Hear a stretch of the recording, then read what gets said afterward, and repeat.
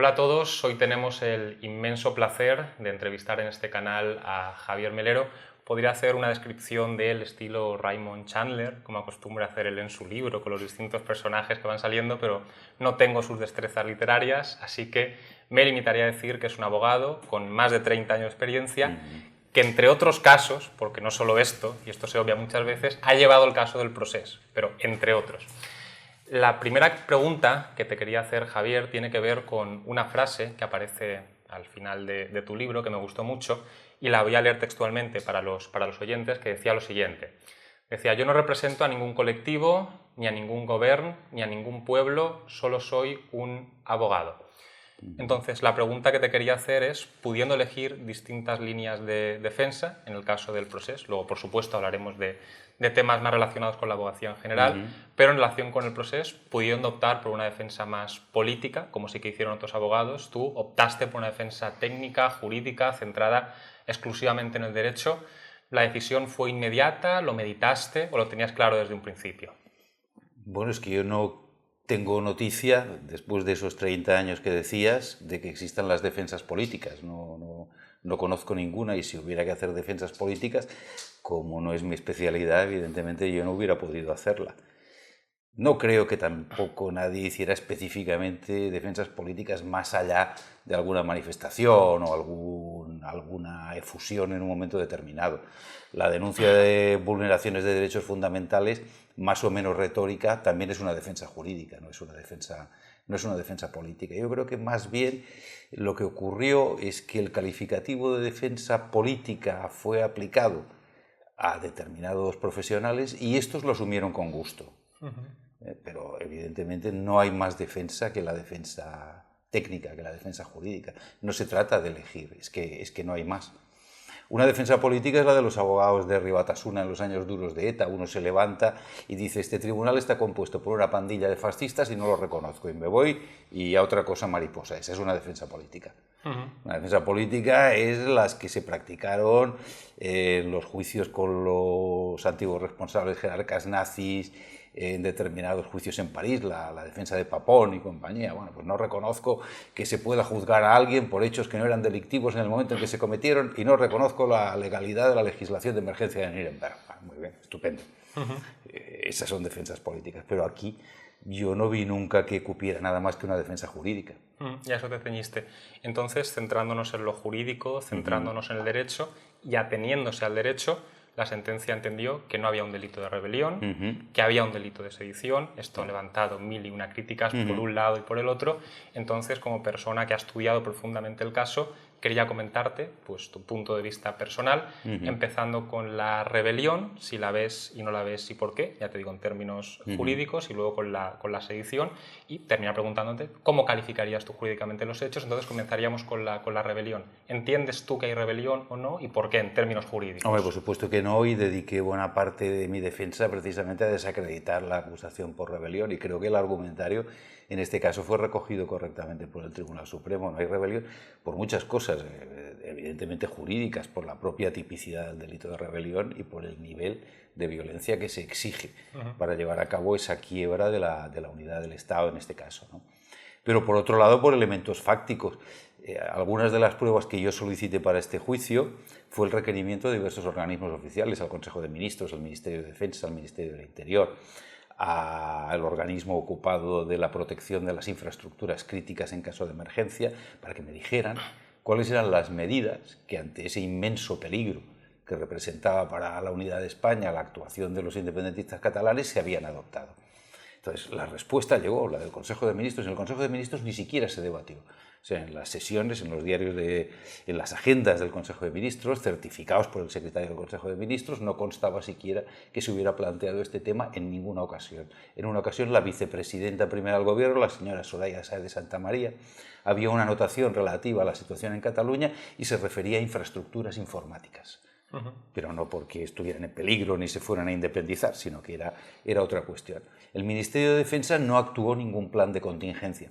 Los planes de contingencia del Ministerio de Defensa, el plan de contingencia Cota de Malla, por ejemplo, que previene la intervención del Ejército en funciones de orden público para liberar a la policía como unidades antidisturbio o para otras funciones, no se activó. y se activó en la boda de la infanta, que aunque asistiera gente, como se ha visto después, de reputación bastante dudosa, pues no es que representara un grave peligro para nada en su momento, ¿no? Entonces, esta serie de elementos fácticos ponían de manifiesto que en ningún momento el Estado se sintió en peligro o creyó que ante él se planteara una amenaza de esa naturaleza, de una naturaleza de gran entidad. Por otro lado, y también en el plano fáctico, está lo que fue la prueba de la actuación de los independentistas, de los miembros del Gobierno de Cataluña, en el momento en que se produce aquella declaración, aquel acto declarativo de la independencia en el Parlamento de Cataluña, que fue no la resistencia ni el consolidar su posición de poder, sino el abandono del poder. Entonces, desde ese punto de vista, o sea, es cierto que la defensa de Tejero, en su juicio, alegó que también su golpe había sido incruento, que no había matado a nadie, que se habían limitado a producir desperfectos, un delito de daños en el Congreso de los Diputados.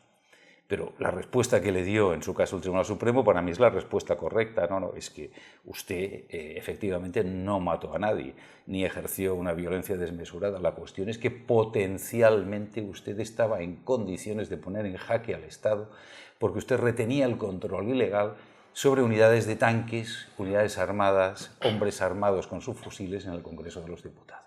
Y es esa potencialidad para producir el resultado típico lo que se valoró, y en ese caso creo que correctamente se llegó a la conclusión de que había habido rebelión. Aquí era una acusación completamente desmesurada, a la que creo que la Fiscalía le dio un sesgo de naturaleza política. Me alargo mucho, pero creo que hay un dato importante en este sentido, que es que el propio fiscal general del Estado, que en paz descanse, el señor Maza. El señor Maza, efectivamente, pocos días, una semana antes de que se produjera la declaración de independencia en el Parlamento de Cataluña, manifestó que si la declaración no llegaba a producirse, la Fiscalía General del Estado no presentaría ninguna querella. Con lo cual, el grado de intensidad de la amenaza percibida por los altos representantes del Estado, por los representantes del Estado y de la colectividad, desde luego era de nivel muy bajo. Yo creo que eso llevaba a la descalificación del delito de rebelión, y aquella frase, hombre, a mí me gusta, pero tal vez el señor Marchena debería haberla reflexionado un poco antes de ponerla negro sobre blanco, porque luego pues le han dado mucha leña por ello, aquello del ensueño, ¿no? de que los ciudadanos de Cataluña vivieron una especie de ensueño, pero no un proceso insurreccional. Se descalificó, y bien descalificada está la acusación. Entonces, la alternativa por la que sí que se decantó el Tribunal Supremo fue la sedición. Recordémoslo, para quien nos escuche, la rebelión exige violencia, en este caso para declarar la independencia, la sedición fuerza para conseguir el incumplimiento de una resolución. Impedir por vías de hecho la actuación de los poderes públicos. Exactamente. Para decirlo. Bueno, aquí yo creo que el primer problema es conceptual. Yo creo que a la rebelión no se llegaba porque faltaba el elemento de la violencia, y se interpretó, y es una cuestión espinosa, que esa violencia ya no hacía falta para el delito de sedición. La doctrina unánimemente ha venido considerando, los tratadistas que se han ocupado del delito de sedición, que todas las expresiones relativas al tumulto y al alzamiento íncitas en el delito de sedición tienen un contenido de violencia intimidatoria suficiente. Pero es verdad que tradicionalmente la jurisprudencia ha aplicado, las pocas veces que ha aplicado este delito, de manera un tanto contradictoria. También la reforma la reforma del año 95, la proclamación del Código Penal, que se llamó en su momento de la democracia, pues no contribuyó a aclarar las cosas, porque efectivamente, como consecuencia de una enmienda transaccional del Grupo Parlamentario Vasco y del Grupo Parlamentario Catalán, se introdujo expresamente el concepto violencia en el delito de rebelión, para dejar bien claro que la rebelión tenía que ser violenta, y en cambio no se hizo lo mismo en el delito de sedición, con lo cual pareció, con el redactado que se hacía en el 95, que la violencia era necesaria para el de rebelión, pero no para el de sedición. O sea que en lugar de arreglar las cosas, pues se complicaron un poco más. Pero bueno, la sedición, volviendo a lo mismo, la sedición que finalmente aplicó el Tribunal Supremo, yo entiendo que es absolutamente desmesurada, porque dentro de los delitos contra el orden público hay una gradación de la cual la sedición es el nivel máximo. Claro, por debajo de la sedición está la agresión grave física, el acometimiento contra gente de la autoridad. O sea que estamos hablando ya de niveles de violencia importante, de violencia contra las personas, susceptible de ocasionar lesiones o graves daños. Entonces tenemos que pasar a un nivel superior para llegar a la cumbre de esa pirámide de los delitos contra el orden público. Y yo entiendo que por la propia naturaleza de las cosas, claro, la naturaleza de las cosas, aquí se habló mucho de lesiones, por ejemplo, en el día 1 de octubre, las defensas presentaron testigos, se habló de 1000 lesionados, eran 1000 lesionados que, en fin, que nadie acabó de ver, y los partes de lesiones, pues, excepto alguna cosa puntual, eran francamente muy leves. Los agentes de policía y de guardia civil que declararon en el juicio, bueno, pues alguno de ellos padecía incluso, y lo comprendo, un cierto sonrojo. Eran hombres de acción, 20añeros o 30añeros de unidades antidisturbio, diciendo que, bueno, que sí, que efectivamente tuvo un moretón en un dedo de la mano que durante unos días le dolió, en fin, y se les veía francamente incómodos. El nivel de violencia no llegó a esa punta de la pirámide que hubiera sido la precisa para culminar la violencia requerida en los delitos contra el orden público. Y no compartiendo con argumentos más que sólidos, como hemos escuchado, la calificación jurídica. Quería preguntarte, porque también se ha puesto esto encima de la mesa, ¿crees que el juicio, estuviste ahí, fue justo? ¿Hubo garantías en el juicio? A ver, yo no, el juicio, como lo he dicho muchas veces y he sido muy criticado por ello, sobre todo en entornos independentistas, pero me ratifico en ello. El juicio como artefacto procesal fue impecable. Lo dijo, a ver, no lo digo yo, lo dice Amnistía Internacional. Menos mal que también lo dice Amnistía Internacional, porque vamos, si lo dijera yo solo estaría francamente en minoría, pero lo dice también Amnistía Internacional. El juicio se celebró correctamente y si hubo alguna pequeña disfunción no tuvo la entidad como para convertirlo en un juicio injusto. Otra cosa es que el defensor, en este caso yo, considere que el pronunciamiento de la sentencia es injusto. No estoy de acuerdo con la conclusión de la sentencia y yo le ofrecí al tribunal una alternativa. Que además creo que venía como anillo al dedo para lo que ocurrió. Hay unos delitos que se introdujeron en la reforma de 2015 que están relacionados precisamente con los desórdenes públicos, que quedan por debajo del acometimiento físico violento contra gente de la autoridad y que son la incitación por parte de responsables públicos a los desórdenes públicos. Bien sea directamente, que este era un obstáculo técnico que había, porque la incitación debía producirse con inmediatez, pero a partir de la reforma de 2015, incluso por medios audiovisuales. Aquel que por televisión, por radio, hace un llamamiento en el que puede prever técnicamente, como bien sabrás, con dolo eventual incluso, que en aquella situación emocional aquello pueda desbordarse y degenerar en una situación de desorden público. Bueno, pues es un delito que venía como anillo al dedo, además tenía una pena que podía llegar a los 5 años de prisión, de la que nadie, ni en Europa, ni en Alemania, ni en Estrasburgo, hubiera podido decir ni mu, ni hubiera habido que recurrir a indultos ni a cosas raras. Y yo creo que hubiera podido, yo iba por la absolución, evidentemente, pero creo que hubiera reconducido el desvalor que todo el mundo pudo contemplar en los hechos que se produjeron el 1 de octubre, que tuvieron como consecuencia material, y no quiero ser demagógico, pero desperfectos y destrozos en el mobiliario público por valor de 6.000 euros. De acuerdo. En cualquier caso, compartamos en la calificación jurídica, lo cierto es que se entendió que había un delito de sedición, esta gente ha ido a prisión y ahora se está planteando, también es un tema muy actual, la cuestión de los indultos. No voy a preguntarte sobre si vas a pedir el indulto, ¿no? Porque son estrategias tuyas como letrado que no me tienes por qué informar de ellas, sino en términos más amplios quería preguntarte tu opinión sobre la figura del indulto. No en relación con este caso en concreto, sino con cualquier otro. Bueno, es que el indulto, la cofradía de Jesús el Rico, nuestro Padre Jesús el Rico de Málaga, este mes de marzo ha conseguido 3 de indultos, otra cofradía de Córdoba 1, es una prerrogativa, es un privilegio del poder, es arcaico, efectivamente, la potestad del perdón real, bueno, ha sobrevivido, sin llegar en nuestro país a extremos tan vistosos como en los Estados Unidos, donde además allí es tradicional al término de mandato, o sea, cuando el señor ya ha perdido las elecciones, el señor Trump en este caso, pero anteriormente el señor Obama, pues indulta a 200 o 300 personas y se va y se queda tan ancho. Y le critican, evidentemente, indultado a todos sus amiguetes, pues efectivamente, he utilizado la prerrogativa presidencial para indultar a todos mis amiguetes. Bueno, es un acto de poder, y como acto de poder responde a criterios de conveniencia, los que vienen en la ley, establecidos en la ley del indulto, que evidentemente Por ejemplo, el criterio de utilidad pública, el único intérprete autorizado para llegar a la conclusión de qué es utilidad pública es el Consejo de Ministros. Igual que es el único autorizado para decidir, cosa que me molesta terriblemente, si se cierran o no se cierran los bares o si hay que llevar o no llevar mascarilla en la playa. El intérprete del interés público es el gobierno. Es una prerrogativa del Ejecutivo. Entonces, a partir de aquí, bueno, pues si no se está de acuerdo con los indultos, como está el Tribunal Supremo, la Sala Tercera, lo contencioso administrativo, se mirará en su momento si el redactado de la resolución individual de cada uno de los condenados, en la que se determine el alcance del indulto, es correcta en términos formales, poco más, correcta en términos formales, y cumple con las exigencias de motivación de cualquier acto administrativo. Pero lo que no podrá hacer el Tribunal Supremo en ningún caso es introducir una valoración jurídica sobre el criterio de interés público que haya determinado el gobierno.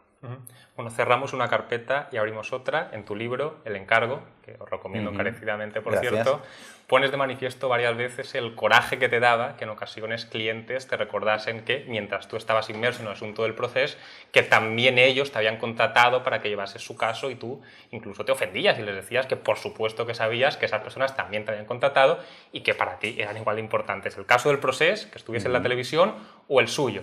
Entonces, siendo una persona, como comentaba al principio, que lleva más de 30 años ejerciendo la abogacía, creo que puedes aportarnos muchísimo más que tus comentarios muy valiosos exclusivamente en el asunto del proceso. Y quiero pasar ahora a este ámbito más general, más relacionado con la abogacía. Y una pregunta quizás algo personal, pero para romper el hielo con esta segunda parte de la entrevista es ¿por qué decidiste ser abogado y en particular de lo penal?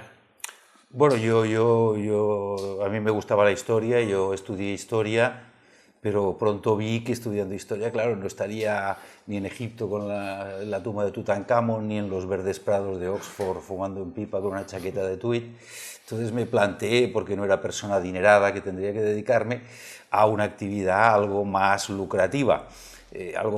Dentro de las escasas posibilidades que la gente de letras tenemos para las actividades lucrativas. Porque, claro, lo bueno es hacer una ingeniería aeroespacial o ESADE o, en fin, una cosa que dé dinero. Entonces yo me apunté a Derecho por razones puramente utilitarias, una relacionada con las perspectivas profesionales, también porque es verdad que había el porcentaje de chicas guapas más elevado de todas las universidades de Barcelona y el bar era realmente un sitio muy animado.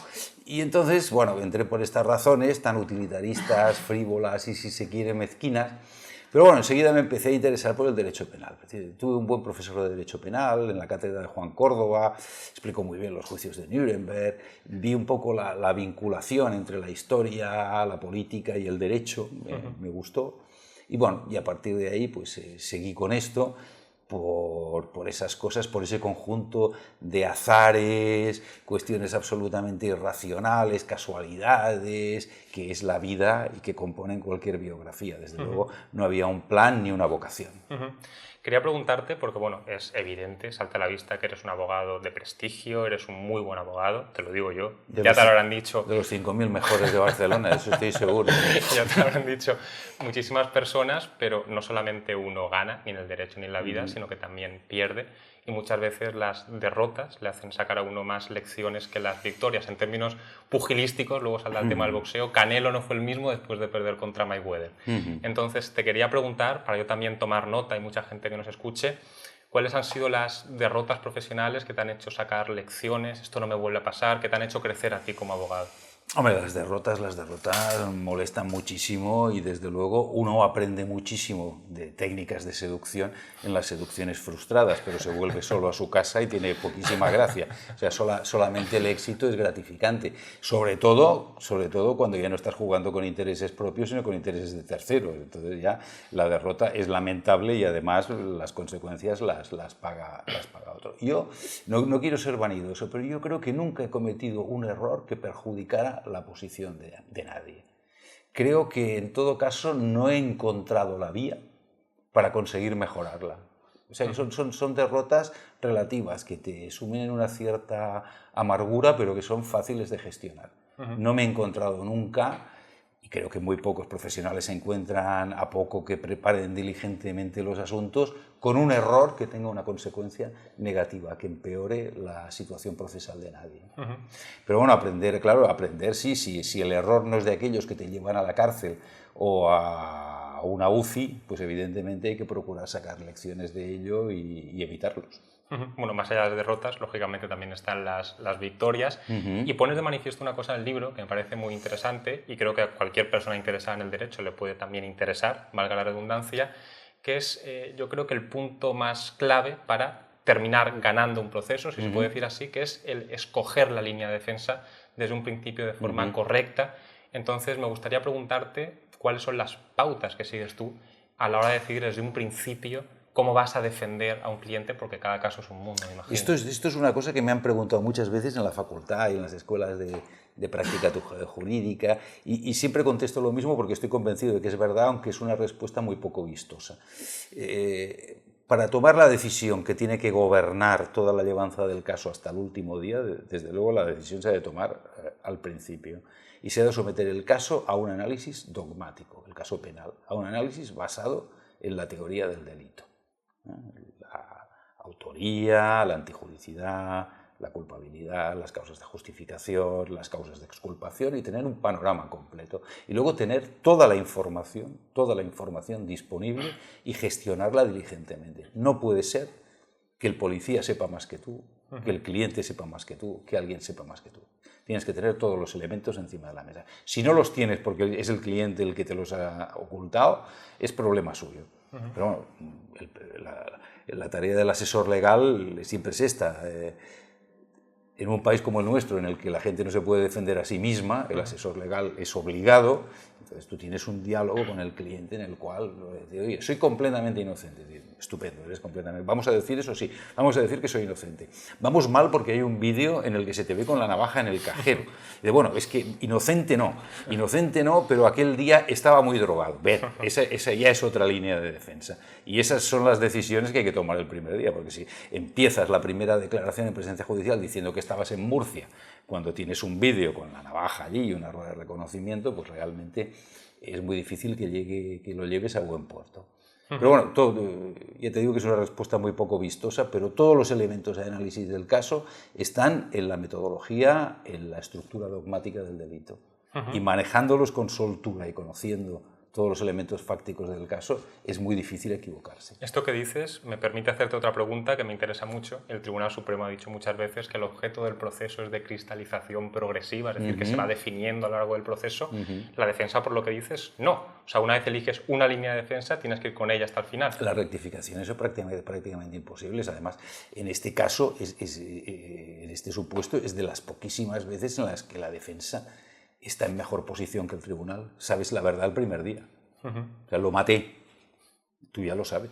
El tribunal tendrá que llegar allí y cristalizarlo progresivamente, pero tú ya lo sabes. Y ahí es donde tienes que decidir cuál es la línea que vas a tomar, porque lo mató. El cliente lo mató. Entonces hay que ver si está justificado, si no es una legítima defensa, si estaba obcecado, si hay un temor, si era una persona maltratada que tenía un estado de temor latente que le llevó en un momento determinado a tomar una decisión irreversible, pero tú estás en mejor posición para decidir qué hacer que el juez instructor, que va a ver. Bueno, el paradigma ese del juez instructor o el paradigma del tribunal, del buen tribunal, que es el que llega y no sabe de qué va el asunto. Es el que llega y dice, ¿de qué va esto hoy? Estafa. Empecemos. Hay una cosa que me interesa también preguntarte ya para cerrar un poco el tema de la defensa. Dijiste una cosa en el juicio del Procés, me imagino que lo habrás dicho en muchos otros casos, que a mí me pareció muy curiosa y me imagino que será una estrategia de defensa, que es el, como tú lo decías, ceder trincheras. El admitir algunas cosas, no lógicamente porque quieres que condenen a tu cliente, sino imagino que en la persecución de un fin mayor y mejor. ¿Esto ayuda al abogado, el decir al juez, disculpe, esto se lo doy, para tener más credibilidad con respecto al otro? Tú has dicho la palabra, es credibilidad. Es que el abogado que va al juicio del Procés, porque estábamos con a negar la desobediencia, cuando está defendiendo a un señor que lo primero que hizo al tomar posesión fue decir que desobedecería las resoluciones del Tribunal Constitucional, y así lo hizo sucesivamente cada vez que tuvo ocasión, pues bueno, si vas a negar eso, evidentemente es muy respetable, pero vas a perder credibilidad. Entonces, desde luego es mejor ceder esa trinchera. Sí, desobedecí. Estaba dispuesto a desobedecer. Me merezco una inhabilitación. Me merezco una condena por inhabilitación, pero no instigué la violencia contra los tribunales ni contra las fuerzas de seguridad, y depositar ahí lo mejor de tu argumentario. En cualquier caso, todo lo que hemos venido diciendo, las derrotas, las victorias, las estrategias de defensa, todo esto sucede en el marco de un proceso penal que está regulado por leyes. Entonces, la pregunta es quizás un poco más filosófica, pero viendo que dominas la teoría del delito, imagino que otros temas te gustarán. ¿Un abogado tiene que tener como único límite la ley? ¿O es un buen abogado también el que se autoestablece límites éticos, aunque la ley lo permita para el ejercicio de tu profesión? Hombre, es una pregunta muy difícil.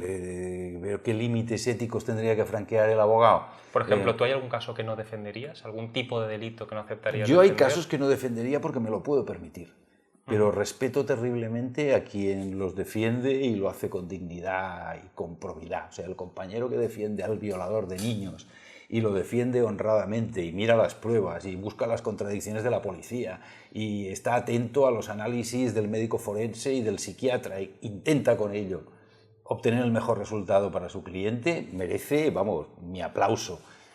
Yo tal vez me pueda permitir en un momento determinado, después de 30 años, no llevar temas que no me apetecen, pero eso desde luego no es un límite ético. En todo caso, ante un caso de ese tipo, el problema ético lo tengo yo, no el abogado que lo defiende. Ya para ir concluyendo, quería hacerte una pregunta, porque has comentado antes que antes de entrar en el derecho tenías otras inquietudes, la historia, la filosofía, y eso lo pones de manifiesto en el libro, por ejemplo. Se nota que es una persona que conoce la historia, que conoce autores, e incluso lo pones de manifiesto en los juicios. En el informe final del proceso, algo que yo he visto muy pocas veces, citabas autores. Entonces te quería preguntar hasta qué punto es relevante, porque me imagino que sí, para un abogado tener conocimientos al margen del derecho, de la historia, de la filosofía. ¿Crees que eso repercute positivamente en el ejercicio de tu profesión o simplemente en términos coloquiales, por decirlo, por amor al arte? No, pero yo creo que repercute en el ejercicio de la profesión y que un profesional como el abogado, sobre todo el penalista, que acaba exponiendo un alegato verbal ante un tribunal, tiene que tener un buen fondo de armario. Decía Jiménez de Asúa, que fue catedrático de Derecho Penal en Madrid, un gran penalista, y presidente de la Segunda República en el exilio incluso, que el abogado se enfrenta al peor público del mundo.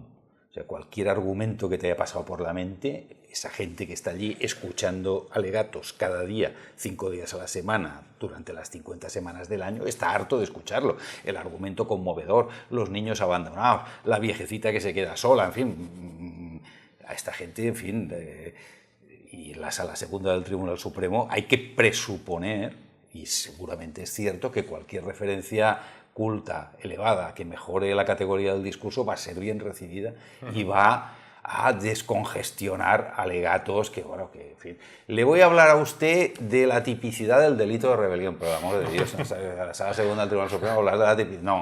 Hay que ir a la cuestión problemática y puntual del delito de rebelión y hacerlo de la manera más atractiva y más elevada para el tribunal.